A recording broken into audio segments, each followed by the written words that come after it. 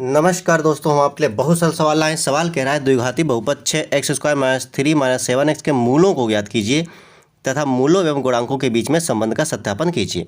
तो सबसे पहले क्या करते हैं, मान लिया हमने fx बराबर, और इसको सीधा लिख लेते। पहले लिखा जाता है 6x², फिर बाद में x वाली गिनती यानी -7x, फिर बाद में -3। ठीक है, अब इसका करना होगा गुणनफल। गुणनफल करने का तरीका होता है, गुणनफल करने का तरीका कि 3 और 6 की गुणा होगी तो 6 3 18 हो जाएगा। अब ऐसा पढ़ना है कि गुणा करने पर 18 आए और उन संख्याओं को आपस में जोड़ें तो जोड़े या घटाएं तो 7 आए। तो 9 दूनी 18 और 9 में से 2 गए तो 7 आता है। तो ठीक है, देखिए 6x² - 9 और में से घटाएंगे, क्योंकि ये माइनस गिनती है इसीलिए उल्टा यहाँ पे किया गया है। 9 दूनी 18 -3, यानी क्या हुआ, माइनस के 9 से प्लस का 2 चला जाएगा तो माइनस का 7 ही बचेगा, बाकी ऐसे ही लिखा रहने दो। अब बराबर में इन दोनों में से देखिए 6 और 9 3 के पहाड़े में आते हैं, और इधर भी x² है, इधर भी x है, तो x कॉमन ले लिया। तो 3 का पहाड़ा 6 में 3 दूनी 6 2 बचेगा, एक x चला गया तो एक x बचेगा, माइनस 3 का पढ़ा 9 में 3 तियाँ 9 3 बार, और x पूरा इधर आ चुका है प्लस में। ये संख्याएं यहाँ पे जहाँ पे कुछ काउंट नहीं मिलेगा, जहाँ कुछ नहीं मिलता वहाँ 1 मिलता है, और 2x - 3 सही होने का क्या कंडीशन होती कि ये कोष्टक के अंदर दोनों संख्याएं सेम आनी चाहिए। बराबर में ये कॉमन ले लिया, 2x - 3 और उधर बचा है 3x प्लस में 1। अब क्या हुआ कि हमने मान लिया कि fx बराबर 0, ये मान लिया। तो इससे निष्कर्ष क्या निकलेगा, इन दोनों के बराबर में 2x - 3 और 3x + 1 बराबर में 0, क्योंकि ये बहुपद है, ये द्विघाती समीकरण नहीं बहुपद है, इसीलिए ये हमें मानना पड़ता है। समीकरण होता तो प्रश्न में ही 0 बराबर में होता है। तो 2x - 3 बराबर 0 तथा इसके बराबर में लिखेंगे 3x + 1 बराबर में 0।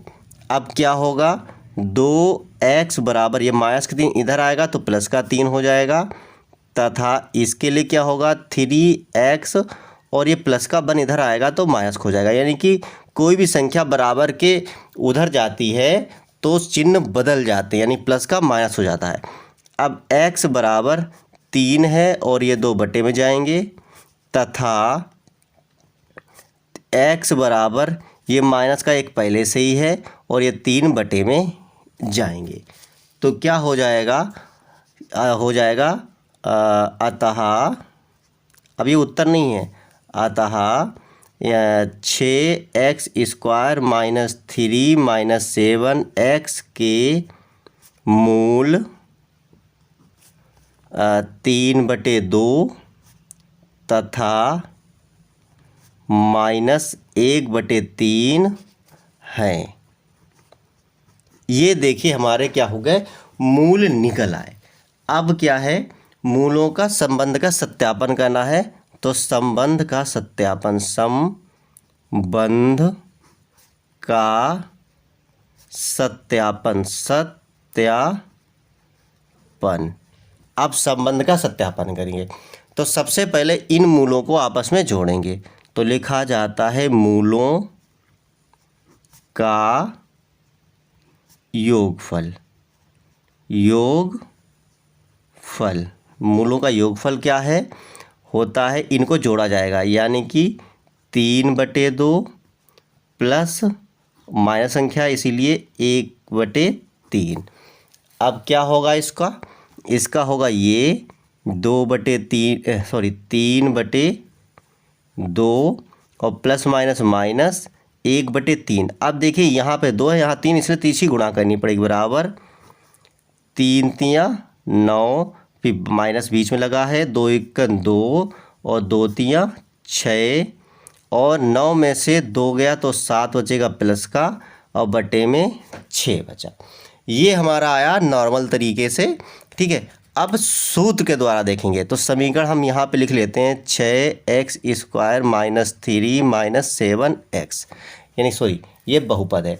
तो सूत्र के द्वारा क्या होगा, होता है बराबर में योगफल होता है माइनस x का गुणांक बटे में एक्स स्क्वायर का गुणांक, एक्स स्क्वायर का गुणांक बराबर में। अब देखिए ये माइनस तो पहले सूत्र वाला लिख लिया, अब x का गुणांक देखना है। x का गुणांक यानी ये वाली x गिनती है और इसका गुणांक है माइनस का 7, तो यहाँ पे लिखेंगे माइनस का 7। फिर बटे में है एक्स स्क्वायर का गुणांक, तो एक्स स्क्वायर का गुणांक हमारा कितना है, ये एक्स स्क्वायर, इसका गुणांक है 6, यानी गुणा में कौन संख्या 6 है। माइनस माइनस हो जाएगा प्लस, और 7 ऊपर ऐसे और 6 नीचे ऐसे। अब देखिए ध्यान से, ये दोनों संख्याएं सेम आई हैं, यानी इतना हमारा सही है। अब मूलों का निकालेंगे गुणनफल। क्या लिखेंगे, मूलों का गुणनफल, गुणनफल यानी जो मूल हमने निकाले हैं उनकी गुणा करके देखते हैं।